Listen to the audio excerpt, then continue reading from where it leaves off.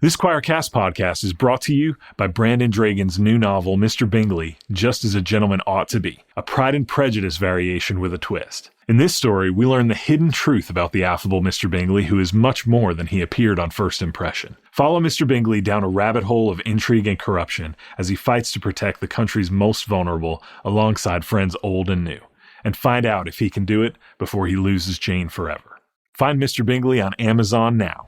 Western Christianity has spent the last 2,000 years telling everyone they're separated from God. This is Not Church with John and Nat Turney. Hello, everybody. Welcome back to the podcast. Why am I talking so loud? That was a really loud. I feel like a carnival barker. Come on down. Come on down. Or one of those guys that like sells used cars. We got the best prices on the internets, on the used cars and the new cars. Anyway, welcome to the podcast, everybody. My name is Nat. I am joined, as always, by my brother, John, and our lovely new co-host, Bethany. Say hi, both of y'all. Hey. Hi, both of y'all. I don't know. I fumbled that.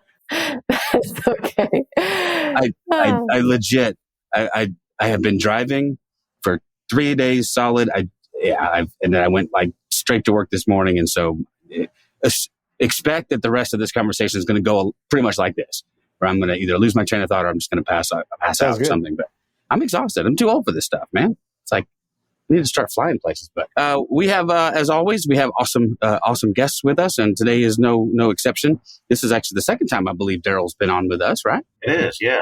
Okay, I thought so. That is true. Don't look at me like I'm imagining this. Like, I'm pretty sure Darrel's been on before. But Darrel's one of our good buddies. It's my first time meeting him. So that's right. So Bethany's first time meeting Darrel, our resident poet laureate of awesomeness. We don't get to talk to enough poets. So I love it anytime we get a chance to do that. So Darrel's here. He has authored numerous books, but let me read you his bio real quick in case you didn't get it last time. But his poems have appeared in over 130 magazines, including Poetry Ireland, Exile, Queen's Quarterly, Dalhouse Review, and the Fiddlehead. He also he lives in Ward 3 in Hamilton, Ontario. So he's a Canadian. So at some point, somebody will have to sing at least part of O Canada to make Darrel feel welcome. But his latest book of poetry is called Alien Phonics Primer. And we are just, there's not much else to say except welcome to the podcast. How are you, sir? Yeah, well, thanks so much for having me. Like, I really appreciate you giving me your time and your interest. This is great, sure. Yeah, well, we love it. John is an aspiring poet himself. I don't even try to dabble. So I know that anytime we get a chance to talk to somebody who writes poetry, I know John gets a kick out of it, and I do too. But it's an art form that I struggle with, man. But it's also one that I really appreciate. So I'm glad there's folks out there doing it. If you want, maybe just kick us off talking a little bit about your new book and let us know what's going on with that. Yeah, sure. I feel like I should make a case for poetry in general, but of course I would. Please do. I would say that since that's my field. But I mean, poetry is great, and there are poems that have endured for 4,000 years. And how much of our discourse today will be able to make that same claim, right? And there are times in life when poetry is required, like it sounds grim, but when you're in a major life event like a funeral, there are certain songs and poems that you go to where you can't express that sentiment other way. And great art in general is a way of connecting yourself with the human race and reminding yourself of things that don't change. You know, some people, watch the news, which I think is a scam. And you can tell because, you're really upset about a news event that happened today or yesterday. Do you remember that news event that you were similarly alarmed about from 17 months ago? No, you don't. It doesn't matter. Everything comes and goes. And brains don't work that way. And when you go to art, you are reminded of things that don't change, right? And like, no one remembers who was the mayor of London in 1602, but everybody remembers that Ophelia drowned, and that still makes me cry. And the fact that she wasn't quote unquote real doesn't matter. In some sense, I'd say art is more real than real. Yeah, like life is tough sometimes. And when you go to art, you can read about someone else who who dealt with loss or a dream that didn't come true, and then you realize, oh, it's not just me. These are challenges that everyone who ever lived had to go through, and that I'm part of this community, whether it's like 4,000 years ago or today. So art is also like an inoculation against bad actors in our society who want you to waste your life on crap that doesn't matter, so on and so forth. Well, it is strange that there are those things that, like you said, that prose doesn't seem to touch as well. That we go to the poetic more often than not, simply because we're reaching for some way to describe the inexplicable, some way to do that, right? But it's so when we that's one of the reasons that I gravitate towards even in the prose that I read. I gravitate towards prose that is poetic. I really like writers who can pull those. Like I think of a guy like and of course his name. Oh, I think I like William Faulkner, who I fell in love with when I was in college. That sort of that Americana, that poetic way of writing, that everything. The lots of use of poetic language inside of the prose versus some that's maybe more utilitarian. And so it's weird. It just sort of resonates with us. And so, I mean, that seems to me why we still do it, right? I mean, like you said, this is an art form that is persistent. So is this something that, helps to connect us to that, right? It makes sense. Or am I just babbling? When you said the word utilitarian, that kind of jumps out at me, right? Because there are all sorts of books at Walmart about how to be successful, how to improve your life. And it's like, on the one hand, writing poetry doesn't sound very smart because you can't get rich from it. But the gag is you're not going to get rich anyhow. And at some point when you least expect it, you're going to die and turn to dust. So what's the difference? Yeah, almost like tell the truth. You get to tell the truth no matter what, and poetry seems to help tell the truth. That's a good way of putting it. It's funny, like in German, their word for poetry kind of is Dichtung, which kind of sounds, and it might just be like a happy coincidence, it kind of sounds like the fattening or creating density. So think of poetry as creating density, trying to compress as much meaning into as small a space as possible, using the tools in your toolbox of rhythm and meter, rhyme, repetition, or whatever. And it does require like a different sort of, set of mental muscles than like scrolling through your phone or something. But it's a great inoculation against, current events. Yeah. It almost seems like an imperfect container for something that's uncontainable, poetry, and just how you get rid of all the extras and all the words that don't belong, and what is the meaning behind the meaning behind the meaning that you can get to. I'm curious for you, how did you get into writing poetry? Was that something that just like has always resonated with you, or did it come about later in your life? Yeah. I'm not sure that I'm too interesting, but in the 1990s, I worked in the theater where I wrote plays and trained actors, and that was a real fun time. And then I learned a lot from that experience. And then when that kind of fell apart, then I did prose fiction, journalism, all this stuff. And then I wrote prose fiction, which people told me was quite accomplished. And for me, I was concerned it sounded too much like my influences, where I thought, this sounds kind of like Sam Shepard, and there already is a Sam Shepard. The world doesn't need two of them or whatever. So then I went to poetry as a vacation and just stayed there. And first off, I liked how poetry forces you to be concise, where if a poem isn't concise, any toddler can tell it's just off, right? It's like a flat note on a piano. It's just obvious, right? So it turned out I always had these concerns and was always writing stuff. But because I wasn't actually like a poetry kind of guy originally, it seemed like when I took my same concerns to this new form, it made the voice kind of fresh. And that's just when things kind of clicked. So then I had a book published before I really knew what I was doing, and then said, okay, let's take this seriously and really study this form if I want to be a member of this guild. And with every book now, and I just finished my 7th book, which Choir will be publishing next year. Well, it's almost finished. And I just thought, why not try to be worthy of this guild that includes, Hopkins and Homer and Shakespeare. So I certainly recommend it. What you were saying there a second ago, like, I think a big concern we have today is to be on the lookout for scams. And that there are all sorts of people pressuring you right now with your phone or whatever to say, this is important. You always have to take a step back and say, is this really important? Or are you trying to sell me something? And when you go to great art, it's a chance to sort of push back on this huge pressure in our culture in 2024. There are people who want to focus your attention on something that might not actually be in your long-term best interests. If you say, no, I'm going to focus all my mental energy today on writing a poem about a flower, on the one hand, that's like, LOL, that's stupid. You can't make money out of that.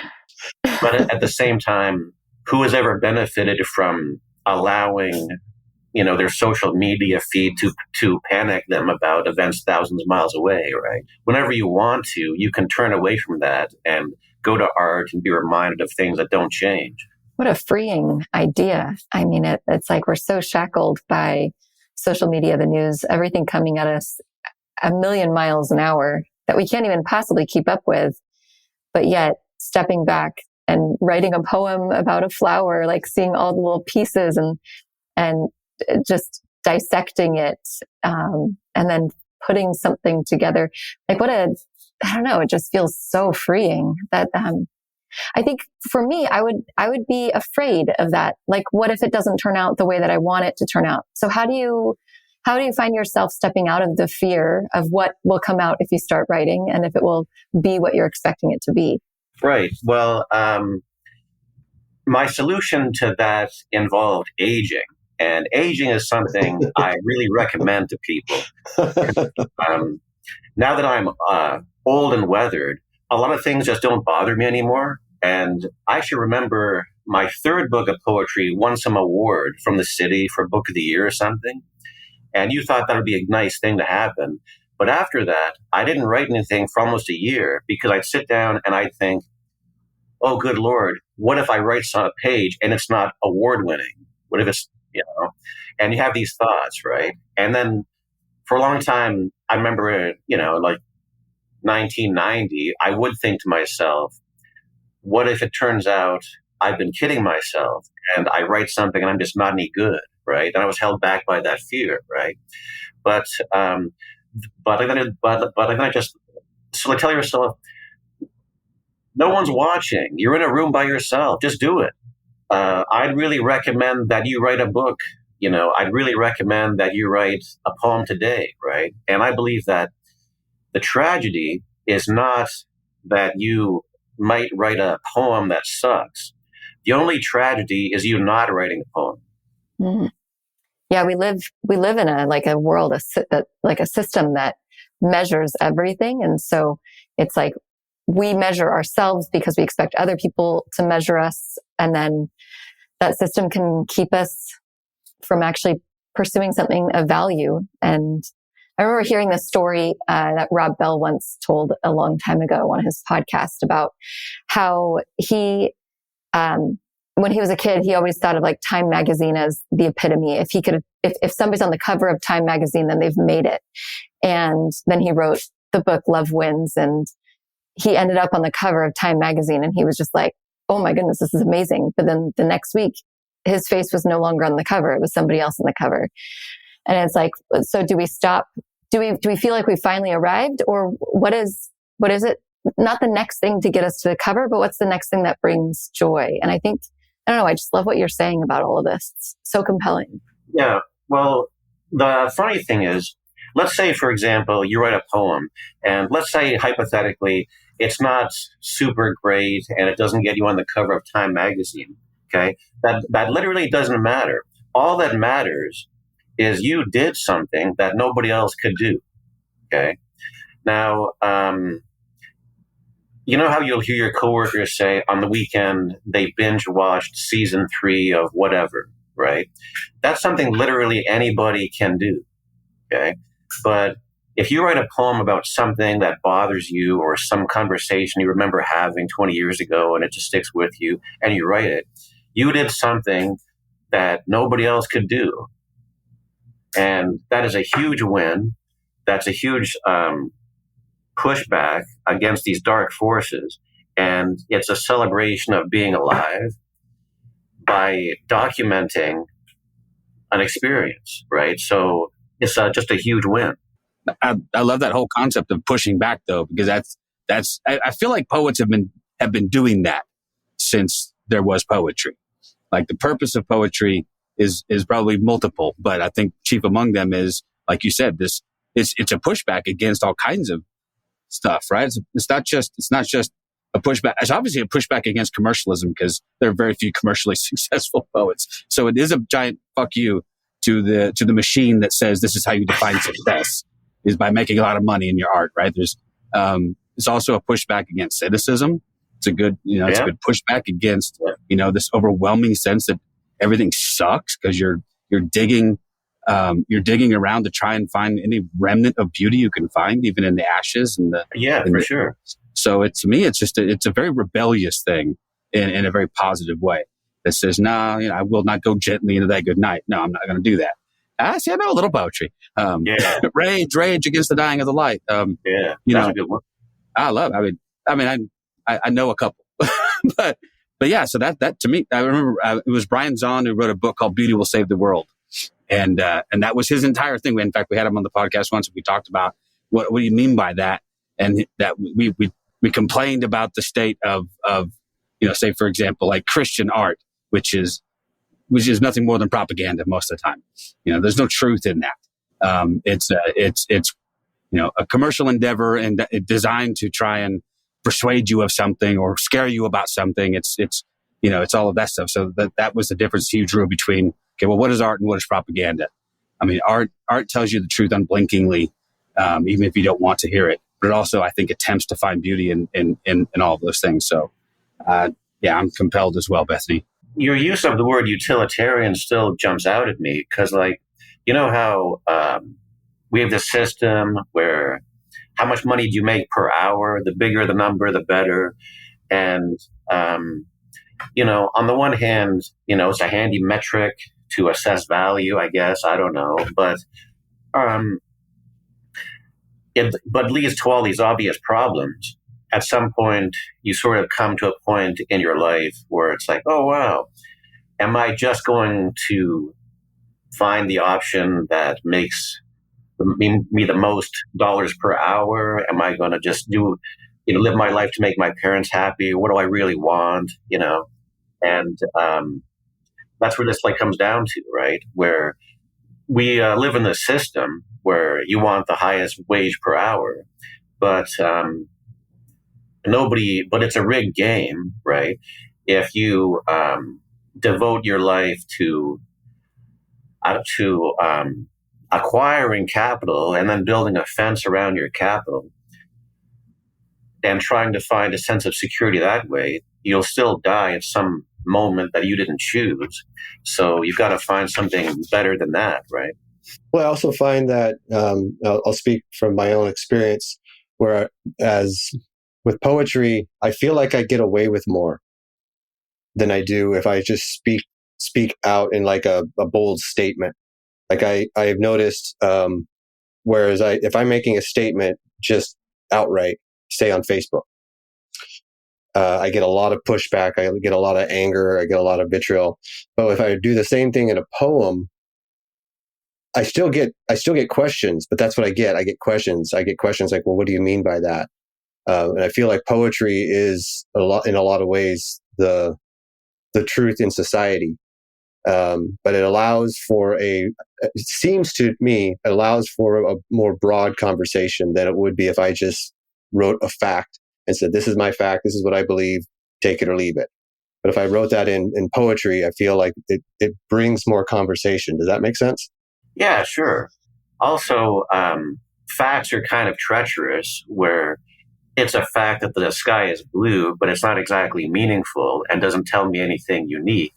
And I mean, with art, you have it's kind of a way of making sense of your own life. Like how, for me, like Marcel Proust was the biggest party boy in Paris until he realized, oh, wow, this is all ephemeral. I thought being popular and going to parties was important, but it's all ephemeral. So then he spent, 25 years in his bed. And I'm sure his neighbors thought, wow, this guy isn't a big deal. He's not going to be on the cover of Time magazine. And he wrote 3 million words about his memory and how memory works. And it's, the most meaningful thing to do, right? Like when you're writing a poem, you're saying, this is what's important to me, right? Everyone else is freaking out about this current event news cycle, but I'm daring to say that, no, this is what matters to me, right? So it's your life and you're alive right now. So why not do something that no one else can do, right? Also, poetry is a really elastic form. It's like, people say poems have to rhyme, where it's like, that's easy to say if you speak French, because it's a lot easier in French, where in French, the word for vie, for life is vie, and there's like thousands of words that rhyme with that in French. And in English, you have like knife and wife, and then you're out of luck, right? I can think of lots of things to rhyme with duck. Let's just go with that. Yeah. Or Nantucket. Yeah. And like, we're speaking English, and the best poets in English, Milton and Shakespeare, don't rhyme. It's iambic blank verse, right? And one of the greatest poets you could ever read was named Gerard Manley Hopkins. And he was a Jesuit priest who had a miserable life in poverty and died when he was 39.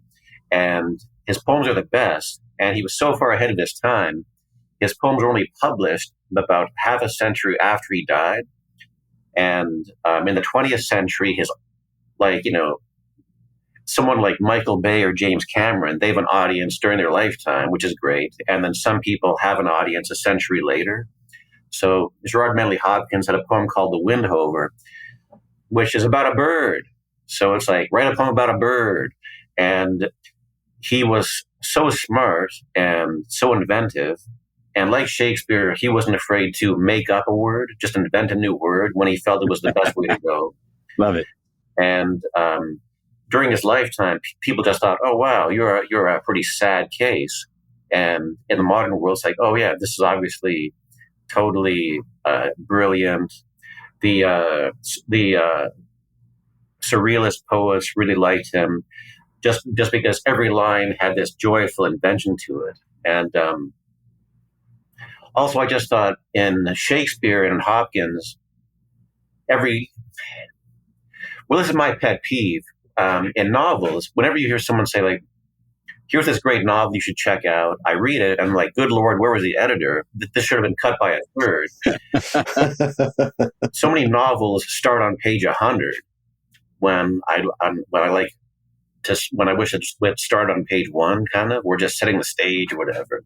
And the poem, you make your point, and then the poem's over. So that's a great strength of it. And also in Hopkins and Shakespeare, every line has a surprise. Like, in a movie, they might say, oh, it wasn't a very good movie, but it had one really good car chase.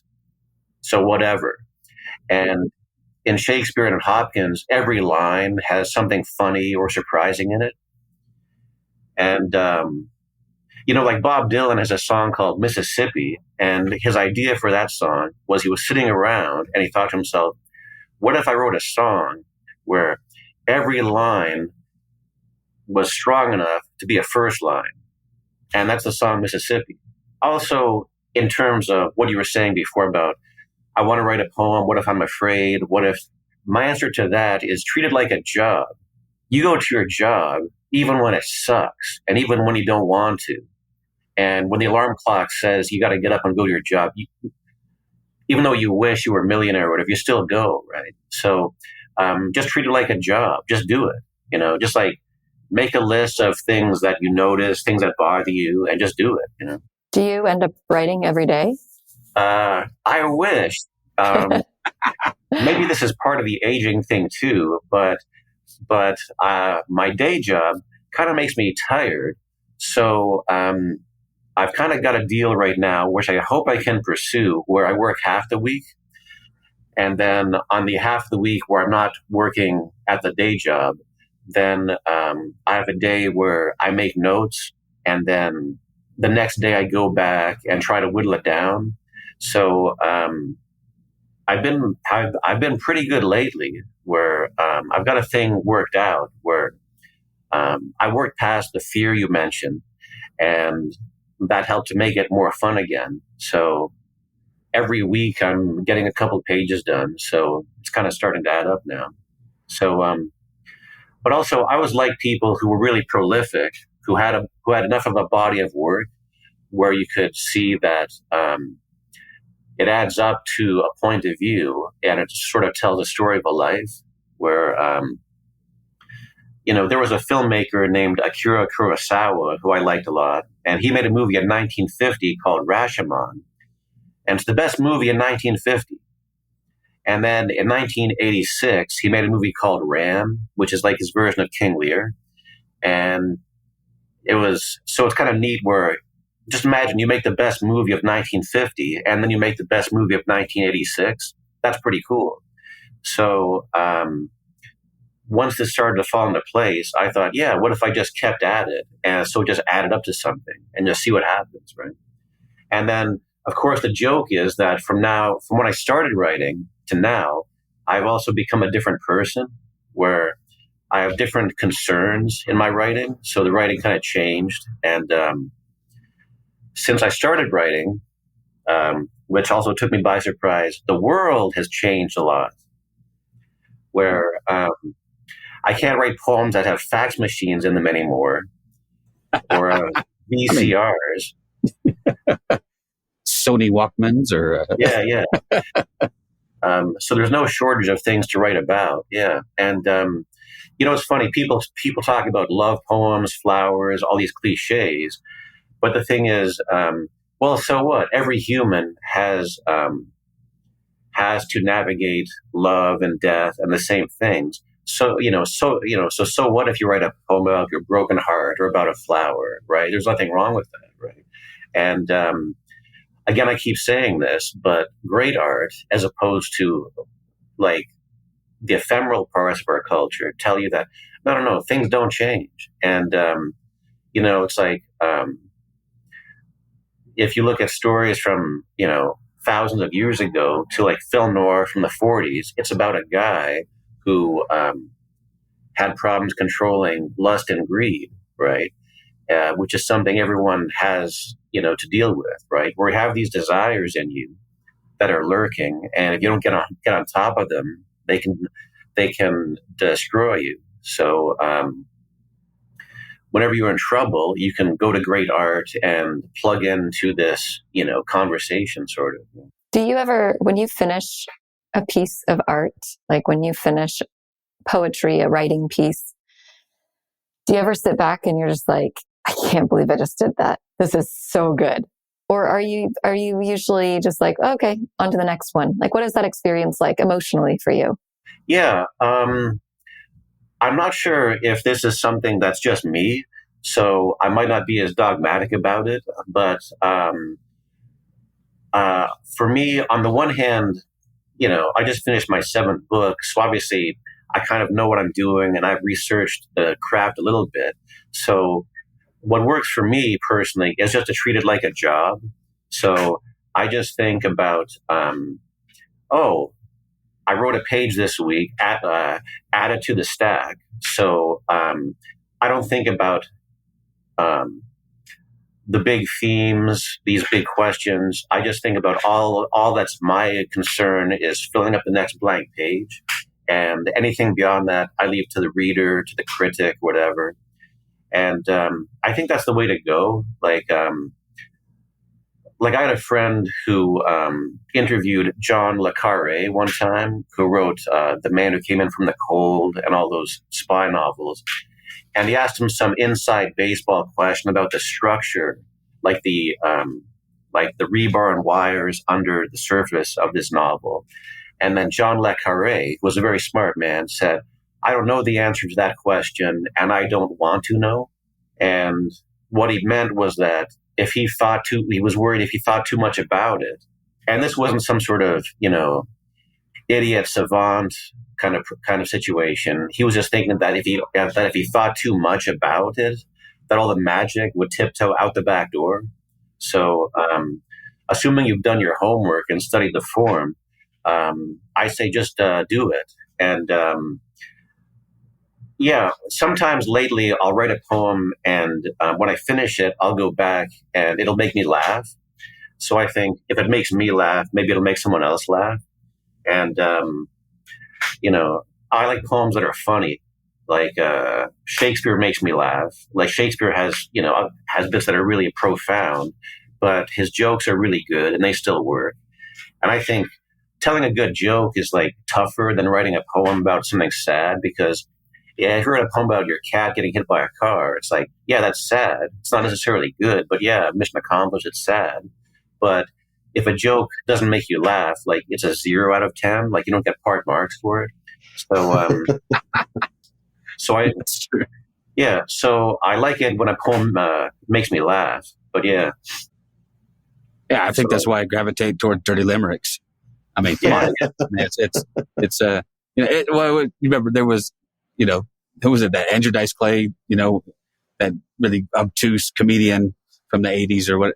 Yeah, that was his whole shtick was dirty nursery rhymes, Yeah. Which, but I think people miss that about Shakespeare, and I'm definitely not as well versed in Shakespeare as I would like to be, but I think people miss how much of his work is comedy. I mean, in Midsummer Night's Dream, and even in his more serious works, there are quips that can just catch you off guard, and you go, "Oh, dang!" He's really good at insults. I always enjoyed Shakespeare's insults. If we could focus and get back to talking about Andrew Dice Clay, that'd be awesome. Yeah, let's do that. We could talk about Jack and Jill going up the hill, each with a buck and a quarter. Come on, man, that's good stuff. Yeah. Jeez. Okay, he's still alive. I should not talk about him in the past. Sure, definitely. Yeah. But there was something very juvenile, but also, when he first came on the scene, it was very much different and caught you off guard, and you're like, oh my gosh, this guy, and then he had his whole fight with Sinead O'Connor and it all went to hell. So, Yeah.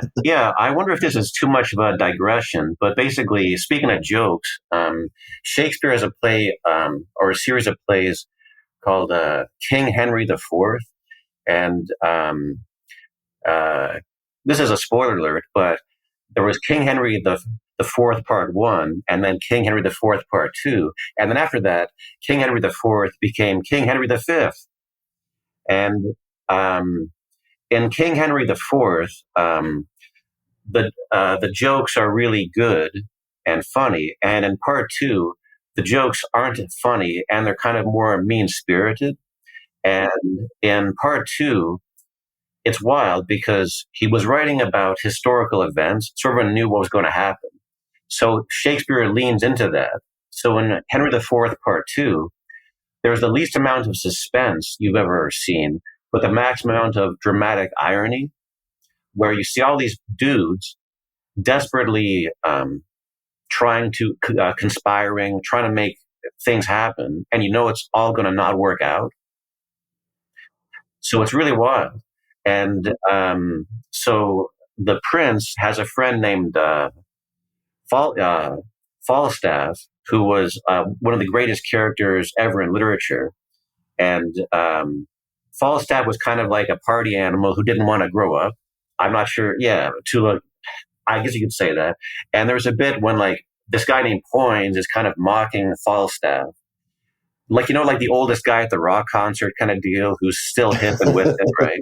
Yeah. So then Poins says, isn't it funny that desire should persist when performance is gone?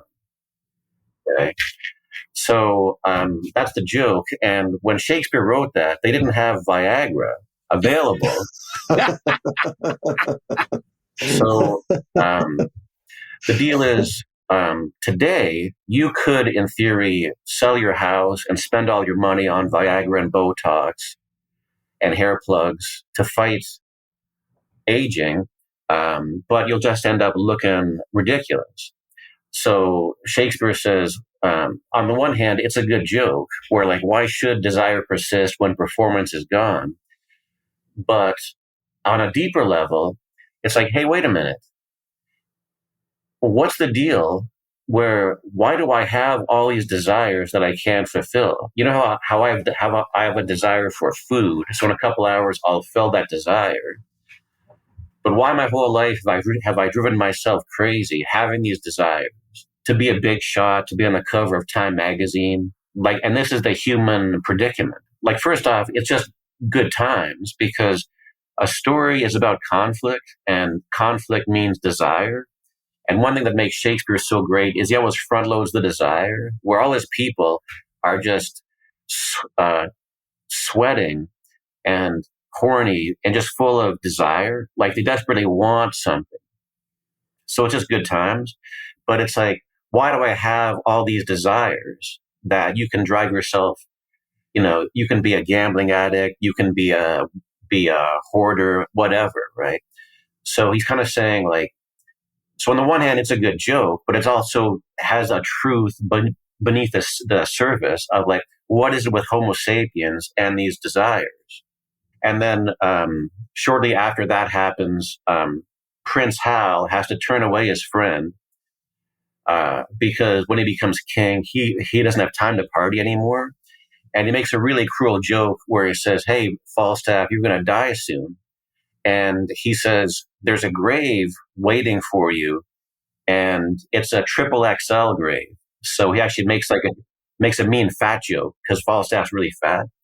So on one hand, he says, you know, your grave is waiting up ahead down the road for you, bummer. And also it's, you know, 3 times the normal size. But also when he says that, it's sort of, when he says, isn't it funny that desire should persist when performance is gone? What Shakespeare is also saying is that, what do you do when you look in the mirror and you realize that you're disintegrating, right? Like, if you're a man, you live your life in a relation to your dad where you're like, I don't want to be like my dad. I want to be my own person. And then one day you wake up in the morning and you go, my God, I've turned into my dad. And it's pretty scary stuff, right? So then William Shakespeare says, what do you do when you realize that you had a dream that didn't come true, you have a desire you can't fulfill, and that you're disintegrating and soon you'll be dead? And Shakespeare's answer is, make a joke about it. Yeah, laugh about fair it. enough. Turn it into art, right? And I think that's really the way to go, you know? So, yeah. Yeah. I mean, at some point you realize there's not much else you can do, right? You either laugh, Yeah. or you go crazy. So, Yeah. Well, I would say that you've done that very well. I meant to take notes as I was reading your poems, because there's points in your and I didn't, because I wanted to keep reading, but there's multiple times in your poems where I laughed out loud. I mean, I literally did. That your the way you phrase words, the way you put sentences together are great. And I don't know if I said this to you last time we were here, but your writing reminds me of one of my all-time favorite poets, and that's E.E. Cummings. So he's, matter of fact, I think I sent Bethany a poem by E.E. Cummings saying, this is what I mean. My all-time favorite poem by him is a poem called "Gee, I Like to Think of Dead." And it's just, but I guess if there's a question in any of this is, how do you go about writing poetry like you do? Is it something like, I'll use myself as an example again. So for me, it's always the first line. If I can't get a really good first line, I can't go. There's nowhere to go. So I'll spend a lot of time, and then something kind of clicks, as I have that first line that really makes sense to me, and then it starts to flow from there. What's your process when it comes to actually sitting down and writing that? Yeah. Well, first off, I'll just say that E. Cummings is totally awesome, total genius. And also, he wrote some of the best love poems in the English language. He's really great. And what you said about first lines is really right on. Like, there's a songwriter named Nick Cave from England. And I remember one time they asked him, what's the hardest part about writing songs? And he said, getting effing started. And it's totally true. And it's a universal problem. Because you know how, like, Isaac Newton said, objects that are not in motion tend not to stay in motion. So it's really easy just to lie on the couch and watch, like, the Rockford Files all day, right? And actually doing something positively, it's tougher than the default because the couch is, like, soft and stuff, right? So yeah, it's like very much true about the first line, definitely. And that's where it all starts. And I find that if you have a first line, then the next thing is the second line. And the thing about poetry is if you lean into the power of rhythm and meter, you can connect images that are vaguely associated in your mind. And if it's pleasing to the ear, you can get away with it. Where poetry is made up of lines. A poem has a beginning and an ending. A line has a beginning and ending. And if you just write a whole bunch of stuff and eventually sculpt it into a poem, you'll see this sort of internal fairy tale logic kind of come along. So yeah, just like start with a first line and then write a second line. And the thing is, then you have to worry about the third line. And the thing is, you know how your memory works? Like you'll remember something and you'll think about, why am I remembering this person? I haven't talked to Sally since grade 3 or something, right? That doesn't make any, why would I, right? I don't remember consciously wanting to remember Sally from grade 3, so why am I, right? I'm like, well, welcome to life, right? So in a poem, you can actually lean into that, where if you have a first line that you like, what does it remind you of? And maybe it reminds you of something fictional, something happy, something sad, whatever.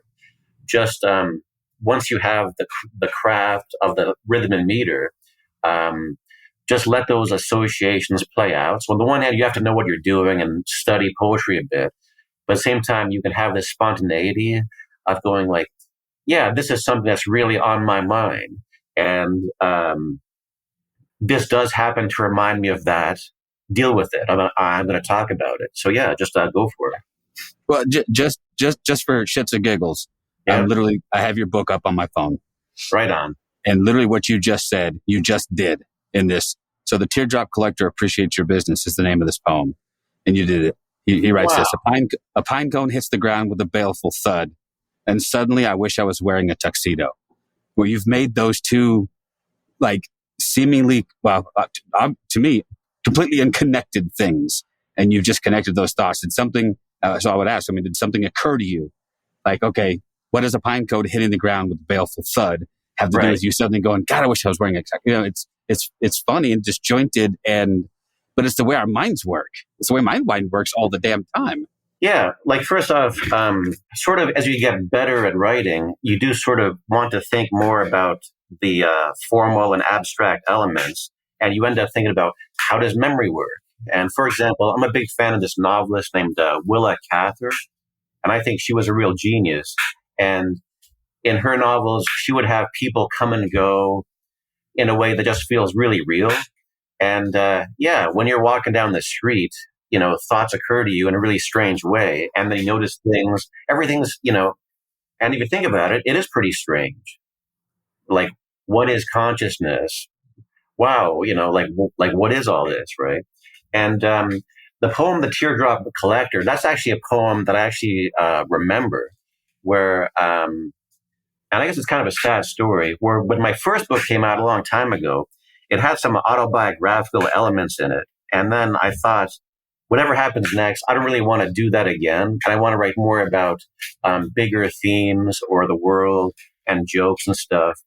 And I actually had an experience of riding my bicycle and going down this street where someone used to live. And then I couldn't remember whether she had lived at 198 or 200 on Sherman Avenue North. And this person's dead now. And I guess I got kind of upset. So I actually thought to myself, wow, an average person, an average poet would write a poem about that experience. And I thought, no, I'm not going to do that. So instead, this person just sort of mentioned obliquely in the last couple of books. And instead of writing a poem about that, I just said, what if I had a poem called The Teardrop Collector Appreciates Your Business, where when you have grief, sensations are a bit more vivid. And so I thought, like here's a pine cone. That's kind of cool. But what's more interesting is, and this gets back to Marcel Proust, whatever, your memory of the pine cone is infinitely more interesting. Like how you remember it, the pine cone, as opposed to I do, right? And like, yeah, what if a pine cone hit the ground and it made a big noise, whatever, right? So again, on the one hand, that was a hook to get me started. And it's also a way of me saying, just pay more attention to your surroundings. Like I have a little garden. I think leaves and pine cones are interesting. So on the one hand, if my book makes you pay more attention to pine cones, then my life has been well spent. Yeah. Yeah. Well, I mean, yeah. Go ahead, John. I was just to say, one of the things that caught my eye, and I was going to ask you about it, was because the name comes up 11 times in different poems. Who's Dorothy? Okay, that's my wife. And okay, that was my guess, but yeah. I didn't want to guess that. But I actually went through and counted. I was like, Dorothy shows up 11 times. 11 times. Wow. Yeah. Yeah, I'm pretty sure she's been mentioned in every book I've written. And I remember in my last book out, there were actually some Amazon reviews where they said, people said that was their favorite part, because there'll be bits like also a problem with a writer when you want to sort of talk about big themes is this balancing act of first off, if you try to be profound, that's not a good idea. And a little bit of that stuff goes a long way. So there'll be sometimes when you're writing, when you think when you write a poem that sounds really clever to you, but for the rest of the world, it's like, well, there's no way for me to get in here as an audience member. Like, this just sounds like a manifesto or a sermon. This isn't a fun ride for someone who's not you, right? So you always have to balance the real life details with your big message kind of stuff. And then so people really like about how there'll be times in my writing when I'm trying to say something heavy duty and meaningful. And then suddenly Dorothy will say, did you remember to buy the sour cream or something? Right. Yeah. Yeah. And yeah, I just thought, well, I mean, to write well, you have to lean into your obsessions. Right. And without it, you can't write. So just, like if you're wondering what to write about, just find out what's on your mind, right? And it's like, I like the Godfather movies a lot, and I know a lot about them, but I'm not Italian, and I'm never going to be. So if I made a mafia epic, it wouldn't be authentic, 'cause that's not my world, right? So I just thought, here's my life. I'm a certain kind of guy. I have these certain kind of obsessions, and I have a wife who sort of defines my existence in a lot of ways. So yeah. I thought it was very interesting. I found myself enjoying when her name popped up. Really? In another poem. Yeah, I really did. Because the first time I noticed it, and the second time I noticed it, I was like, okay, I wonder where it's going to kind of weave in again. So for me, wow, it was almost like a surprise that you kind of are expecting, but you don't know when it's going to show up. Really? So I really liked it. And the other thing I love is the way you incorporate the title into the poem. And I don't know if you pick the title after, or if you pick the title. I would guess you pick it after, but I don't know. But I love the way the titles are incorporated into the poems. I don't know. It's just something that I really enjoy. Yeah, it kind of cements the poem into my mind a little bit more it's like an Easter egg that I'm finding in there. Like, ooh, there it is. It's kind of like hearing the title of the movie, in the movie somewhere. They just said the name of the movie. Did they ever say Pulp Fiction in Pulp Fiction? I don't think so. No, I don't think so. But I do remember there's a line in As Good as It Gets where Greg Kinnear says, I wonder if this is as good as it gets. Or was it Jack Nicholson? One of the characters says, I wonder if this is as good as it gets. I'm like, you did it.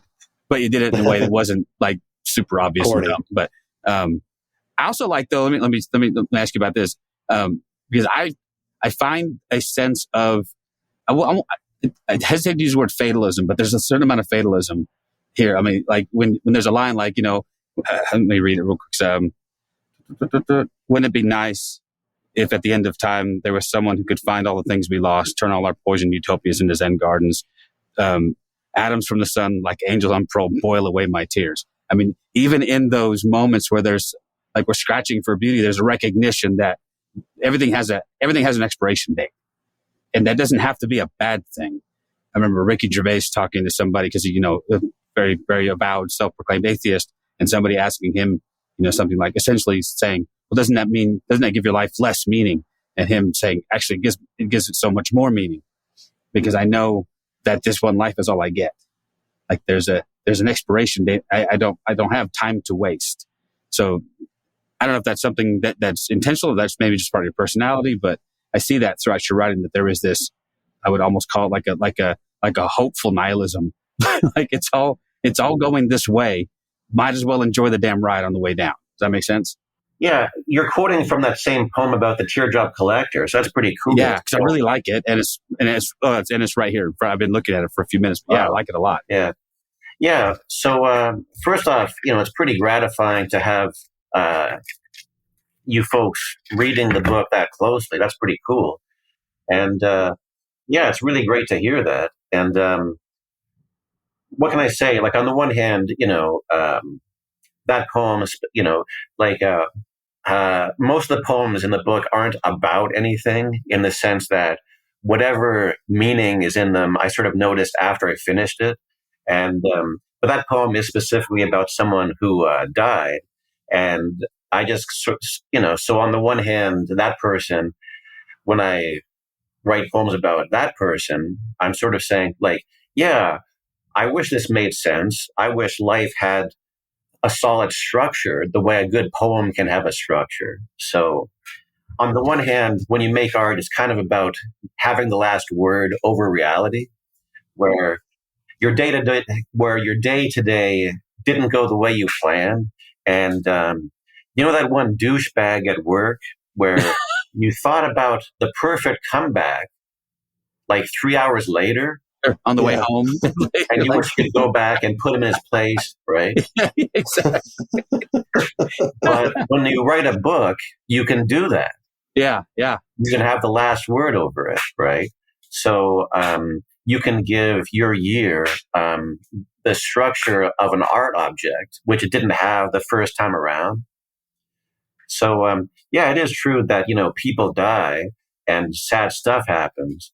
But at the same time, despair is a vice and hope is a virtue. So I really think that if a sad thing happens, you write a sad poem about it, it's like that's not exactly a big sort of achievement. So I just thought, first off, if you have something really, really burningly important to write in your poem, for God's sake, don't do that, and just wait about 7 years until that fever kind of passes over you, and then just take a little bit and just hit it from the side. Because if you wrote a poem about, oh my gosh, this person died, why do people die, blah, blah, blah, right? That's brutal. Nobody wants to read that.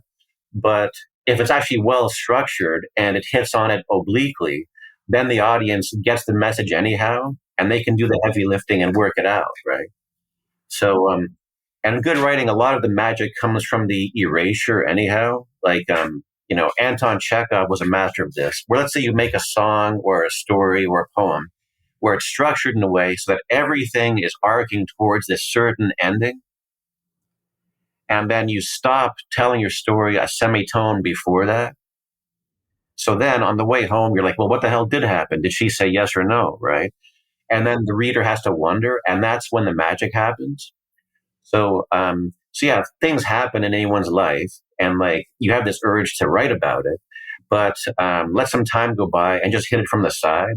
Yeah, it's like it makes you stay so curious as a reader to wonder what the writer was trying to convey. And I don't know, when I was reading your poetry, I kept feeling like I was going to like a museum of modern art, and I'm walking through the halls and I'm seeing just all this beautiful art that looks really confusing. And I don't know what the painter is trying to convey with it. And yet that's the point of it. The point of it is that I've been invited into the whole structure with the artist. And then it sits with me differently than if I walk in and see a Thomas Kincaid painting and I know exactly what it's trying to convey, and it leaves me with nothing to come home with. And so I think that your art with your poetry, I don't know, I'm just like a jumbled mess when I'm reading it. And I like that. I appreciate that. Well, one thing that might be helpful there is, I guess you've heard of Jackson Pollock, the abstract expressionist painter, right? Where like he was the joke in the 20th century, where people would look at his art and say, LOL, anyone can do that.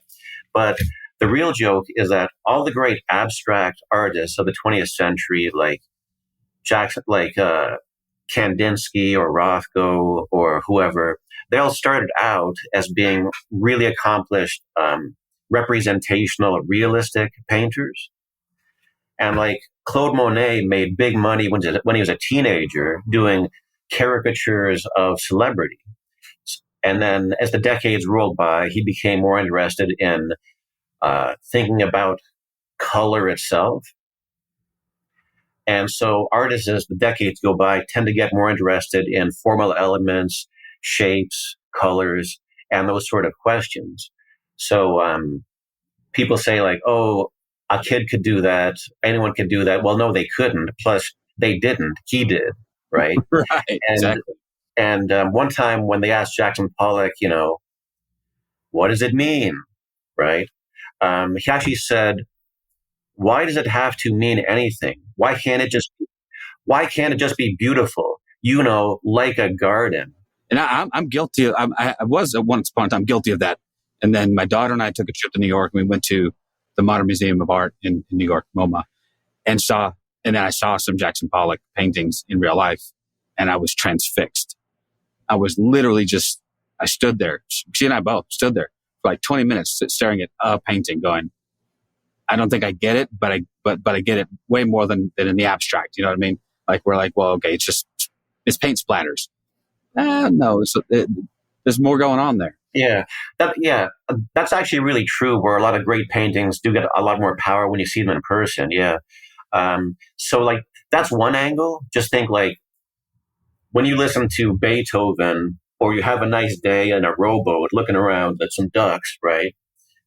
It makes you happy, and you don't say, well, what's it mean, right? No, it's a beautiful experience, right? Also, just to get back to Shakespeare, like he wrote for money.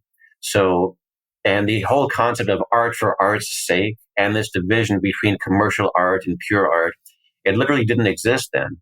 And, a big turning point in Shakespeare's life was the death of his son.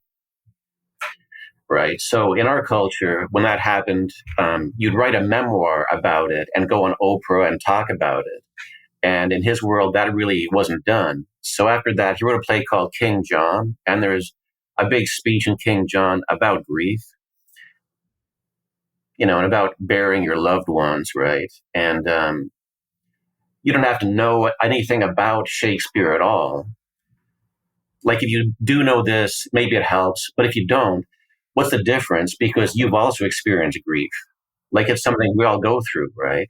So that's a much smarter way to do it, right? So instead of writing a memoir about this experience, he turns it into art. So therefore it becomes something that anyone from any time or place can plug into. where it was the worst event of his life, but it was also like something that's common to us all, you know? No, it's amazing. But I tell you what, man, the new book is really, really good. I've just sort of touched the surface. And the last time I read one of your books, I had to read it through 2-3 times. So, and I imagine this one will be similar. I really enjoy it. And we're not just blowing smoke. I think John and I have talked about it multiple times.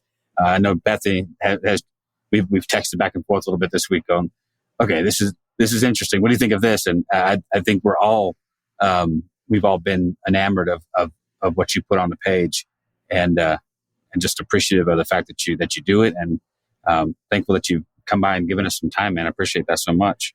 Well, I'm so grateful to all three of you. Like, this is fantastic. What can I say, you know? Well, I can say go out and buy, Alien Phonics Primer. Has it been released yet, is the question. Is it out? The release date, it's available for pre-order, and I believe the official release date is the 30th. So when people are seeing this, yeah, sure, buy it. Yeah. Yeah, please do. Support your local poet, man.